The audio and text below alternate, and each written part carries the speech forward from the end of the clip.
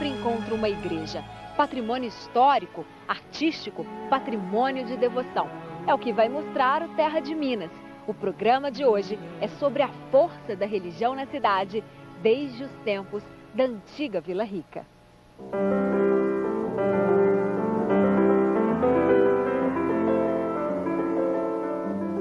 Balde e vassoura nas mãos, Dona Rita sai de casa para manter a tradição da família. Uma vez por ano, abre a Capela dos Passos, que fica bem perto de onde ela mora. Tudo precisa estar pronto para a procissão da Semana Santa.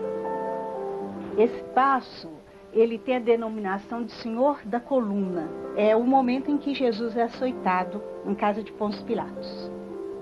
Eu me sinto honrada, imensamente honrada. E esse passo está sob a responsabilidade da minha família há muitos anos, mais de 100. Porque a minha avó cuidava desse passo, depois a minha tia mais velha, depois a minha mãe, agora sou eu e já estou ensinando a minha filha, que mora aqui na cidade também. Dona Rita ainda está preparando a imagem e a vizinha já veio rezar. Em Ouro Preto é assim. Basta olhar em volta para sentir como a religião é presente nessa cidade. Nas igrejas monumentais,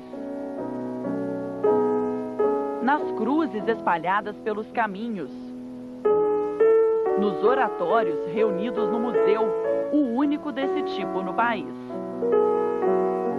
Peças de devoção que ainda existem em muitas casas, até nas esquinas.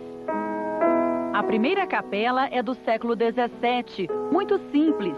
As grandes construções só foram erguidas depois, pelas irmandades religiosas, uma das características principais da religião aqui.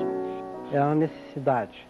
Se hoje a gente tem uma carteira de trabalho, uma carteira de identidade para tornarmos indivíduos reconhecidos pelo Estado, naquela época era uma necessidade na medida que você pertencia à irmandade. Fora dela era um desclassificado. Esses grupos de leigos surgiram porque a coroa portuguesa proibia conventos e mosteiros na província. Na ausência da igreja como instituição, não é? São esses leigos que se agrupam, que se reúnem em torno de um oráculo ou uma evocação, um santo da sua predileção, e daí fazem as suas construções. Com isso, então, toda a vida religiosa se deveu a essas associações leigas, não é? A vida religiosa e a artística também. As irmandades contratavam os artistas para construir e decorar as igrejas. Aleijadinho, Ataíde e tantos outros trabalhavam assim. Tudo pago com a contribuição dos irmãos. Havia inclusive uma irmandade para tratar desse campo de trabalho. A Irmandade de São José era encarregada inclusive de registrar, de incorporar todos os mestres de ofício na sua irmandade, para que eles pudessem, então, exercer o ofício na legalidade. Os fiéis seguiam regras. Este livro, ele trata da forma como a irmandade deve funcionar. A questão, por exemplo, da admissão dos irmãos, a questão dos sepultamentos, né? Fora dela, era enterrado um cemitério de indigentes, criminosos, suicidas, que eram gente de nível, eram desclassificados.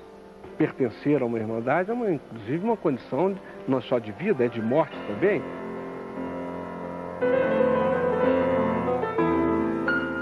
Uma das grandes vantagens de fazer parte de uma irmandade está em ter o lugar garantido após a morte. Somente integrantes de grupos religiosos têm direito, desde a antiga Vila Rica, a serem enterrados em cemitérios como este, nos fundos de uma igreja. O costume atravessou séculos. Seu José vem sempre cuidar do túmulo onde foram enterrados os corpos da avó, do pai e da mãe, nos fundos da igreja onde ele viveu os momentos mais importantes da vida dele. Meu casamento foi realizado aqui, então para mim já é uma... Já que comecei aqui, só não fui batizado aqui, mas comecei aqui, que se termine aqui também, né? O cemitério, muito bem cuidado, pertence à Irmandade do Senhor Bom Jesus. O santo de devoção das irmandades variava conforme a classe social. Nossa Senhora do Carmo é sempre uma evocação de camadas superiores da sociedade. São Francisco de Assis, onde estamos, é uma evocação de classes médias ou de grupos médios, não é? Em compensação, Nossa Senhora do Rosário, São Elesbão, São Benedito, Santa Efigênia são orágos, invocações sempre de escravos, de negros, de mulatos, portanto, de camadas subalternas dessa população colonial. E havia uma grande concorrência entre as irmandades. Nós encontramos em documentos até litígios judiciais entre irmandades pelo fato de uma sair na frente da outra na procissão. Até no fato também de contratar os melhores artistas. Há um caso ali muito curioso aqui, entre a Ordem Terceira do Carmo e São Francisco, na compra de azulejos. O Carmo conseguiu comprar, o São Francisco não conseguiu e o Ataíde então foi contratado para reproduzir o azulejo em madeira. O tempo não acabou com a polêmica. Uma situação muito curiosa, até nessa imagem aqui do Senhor dos Passos, que ela vai para o depósito do Antônio Dias no sábado e devendo retornar no domingo. Seja debaixo de chuva ou sol, ela volta, não fica lá. A Irmandade não deixa de jeito nenhum. Pode chover canivete que a imagem tem que voltar. A religiosidade é uma característica tão marcante por aqui que Ouro Preto acabou se transformando em um lugar com uma grande curiosidade. Preste atenção, esta é a matriz de Nossa Senhora da Conceição de Antônio Dias. E essa é a matriz Nossa Senhora do Pilar. É isso mesmo, aqui em Ouro Preto, ao contrário da maioria das cidades, não há somente uma igreja principal. São duas matrizes. E essa curiosidade é histórica. No caso, a Vila Rica, né, ela se constituiu através de duas freguesias, esta freguesia de Nossa Senhora da Conceição, Antônio Dias, e a freguesia de Nossa Senhora do Pilar, que, aliás, ainda hoje são as duas sedes, né, de paróquias. Duas igrejas grandiosas, numa cidade onde a fé também é patrimônio. O viajante francês Auguste Saint-Hilaire, que passou por Minas no começo do século XIX, resumiu assim a impressão que levaria de Ouro Preto. Povo nenhum tem tanta inclinação como o de Minas para se tornar religioso.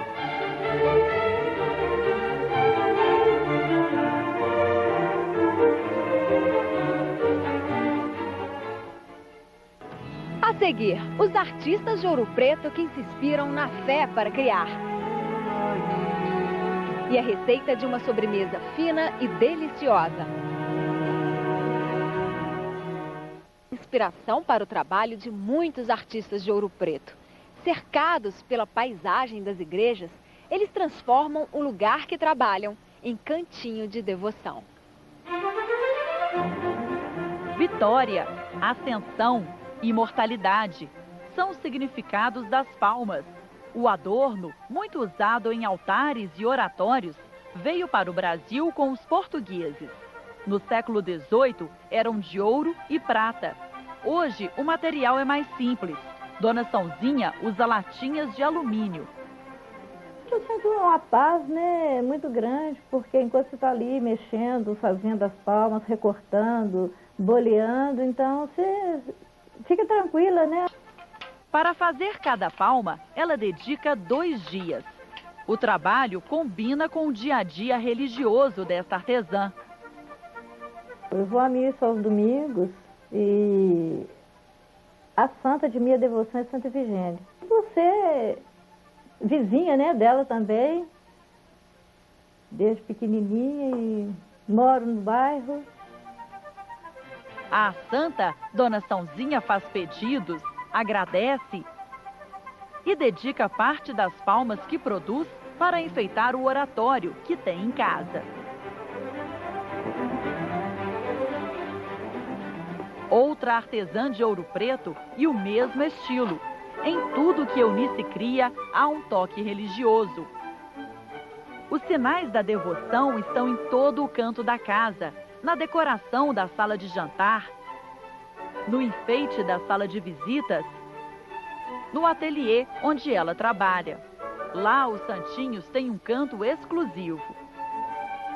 A inspiração religiosa vem também de fora da casa. O sótão, que virou ateliê, tem uma vista privilegiada. A artista trabalha bem pertinho da janela, que fica de frente para uma das igrejas históricas de Ouro Preto. É São Francisco de Paula, imponente entre as montanhas de Minas. Da janela lateral, mais um encontro com a igreja de São José. E do outro lado do sótão está a igreja de Nossa Senhora do Carmo.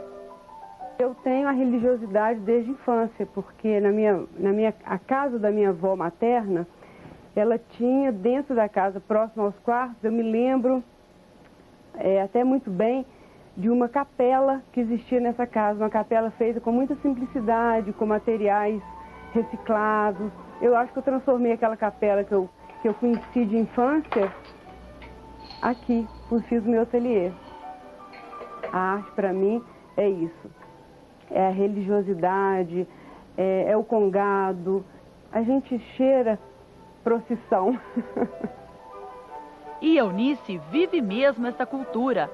Eu carrego aqui todos os meus santos, Nossa Senhora das Graças, São Judas, Coração de Jesus, tem uma cruzinha.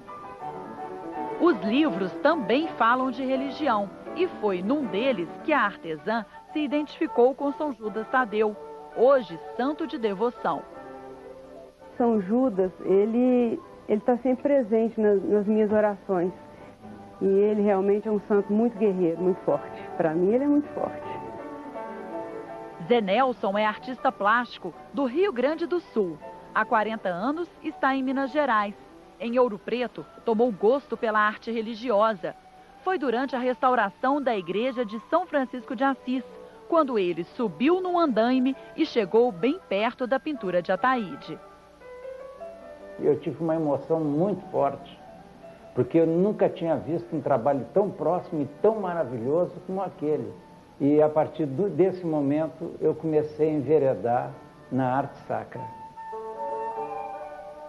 Anjos esculpidos por ele mesmo em madeira. Pintura de temas religiosos em painéis. Muitos oratórios. A primeira vez que eu fiz um oratório que eu coloquei em cima da mesa do meu ateliê e que entrou uma senhora idosa da roça e bateu com a pontinha dos dedos 3 vezes e fez o sinal da cruz, eu vi que eu estava fazendo um trabalho que não era só arte. Tinha muita coisa além daquilo ali. Então hoje, eu quando produzo um trabalho, eu faço com o maior respeito, porque eu sei que vai ser utilizado geralmente em situações de aflição. O ateliê de Zé Nelson fica bem ao lado da matriz do pilar. Sem sair do trabalho, o artista encontra inspiração para pôr vida na obra que cria.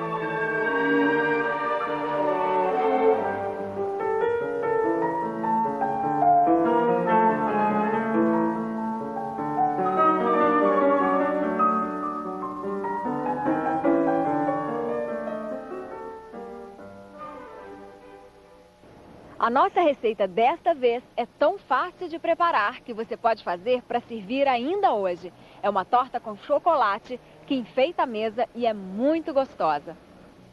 Para fazer o pavê de bombom, nós vamos precisar então dos seguintes ingredientes. É uma lata de leite condensado. Aí essa mesma medida da lata é a medida de leite. Nós vamos colocar 2 vezes a medida do leite. 4 gemas.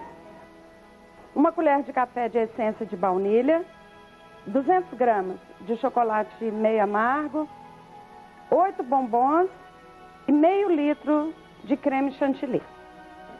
Então nós vamos colocar 1 lata de leite condensado. Depois do leite condensado, nós vamos colocar as 2 medidas então de leite. E as 4 gemas de ovos, 1 colher de chá de baunilha.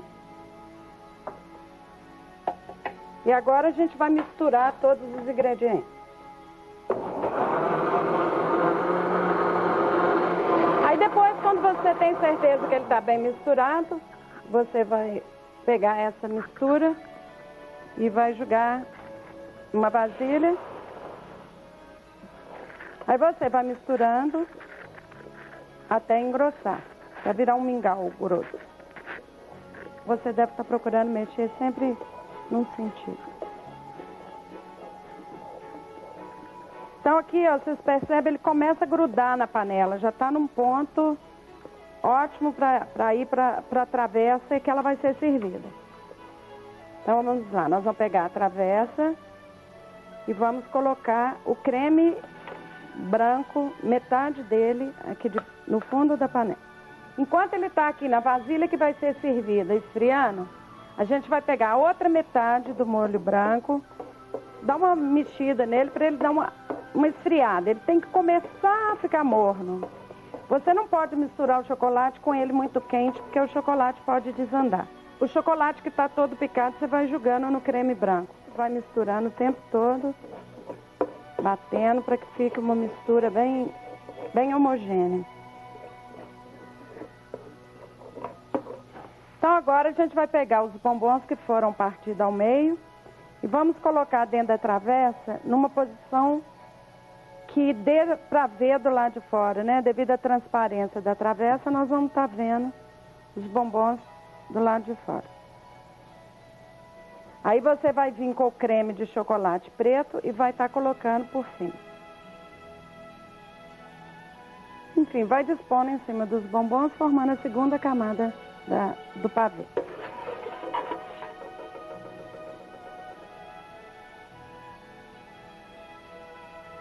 Você vai colocar então a terceira camada de chantilly.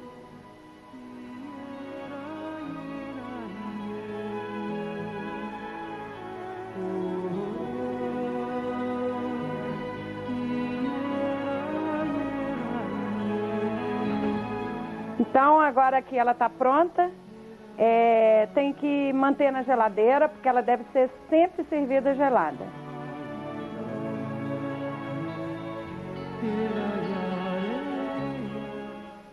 A seguir, Ouro Preto das procissões. E uma celebração do século XVIII preservada no século XXI.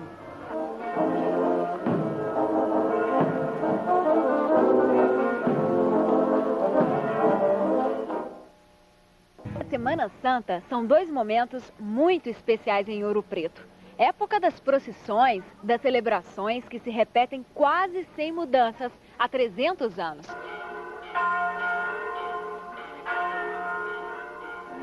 Pelas ladeiras, seu Lucas se esforça para acompanhar a procissão.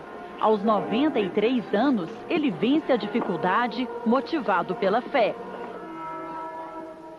O esforço é de muita gente. As procissões levam a devoção para as ruas da cidade. É tradição. E não pode deixar de perder, né? Porque se cair do gás, né, fica. Nós perdemos o valor também, né?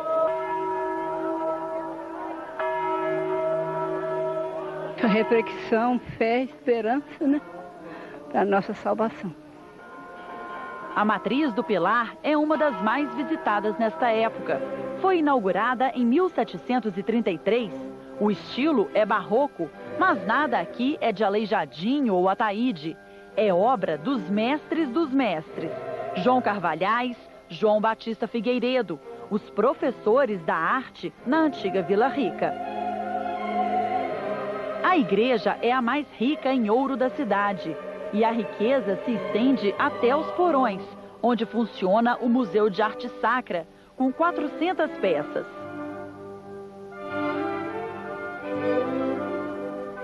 Durante a Quaresma, aqui na Matriz do Pilar, há uma celebração do século XVIII muito especial, preservada em poucos lugares.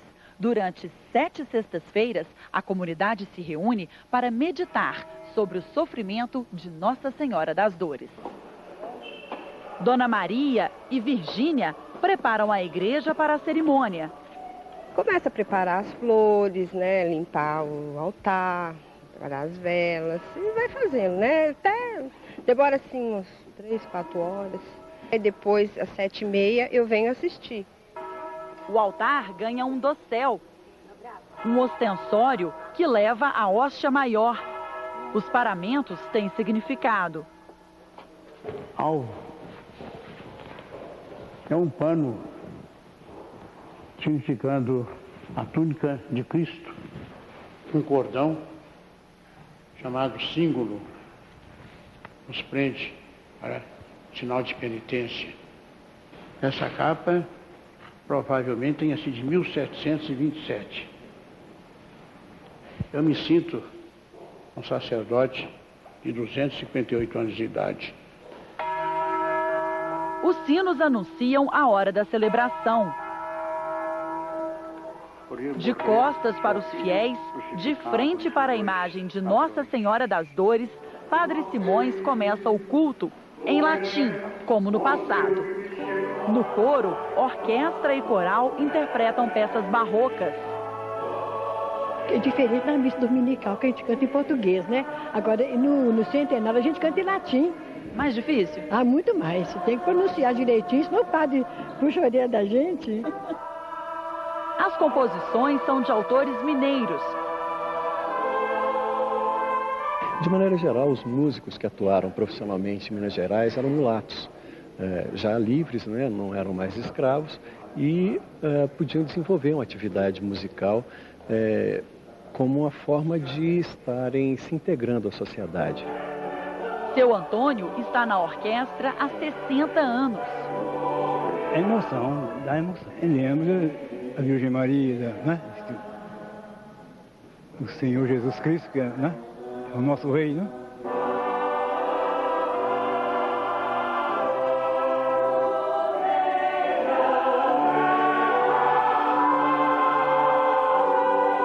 Depois de meditar sobre as dores de Nossa Senhora, os fiéis se reúnem para uma outra celebração. É a procissão do depósito. A imagem de Nossa Senhora das Dores é levada da Matriz do Pilar até a Igreja das Mercês. A caminhada dura quase 2 horas. Para mim, o fundamental é a penitência. Eu sou muito devota de Nossa Senhora. Estou aqui hoje acompanhando com a vela acesa para agradecer Nossa Senhora uma graça. A celebração é acompanhada também dos casarões antigos. Na Igreja das Mercês, muitos fiéis, mesmo tarde da noite, para acompanhar a bênção da imagem. A gente se sente feliz por saber que uma cultura religiosa dos nossos antepassados que viveram aqui no século XVIII, essa cultura chegou até a gente, né? E de uma beleza, de uma riqueza, de uma simplicidade ao mesmo tempo tão rico, né? Que não tem como a gente não ficar feliz com isso.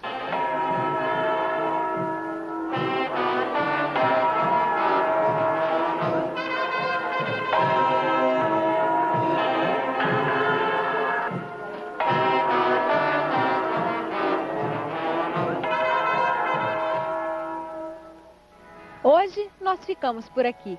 No fim de semana que vem, o Terra de Minas vai mostrar como é a vida na cidade Patrimônio Mundial. Uma boa semana e até lá!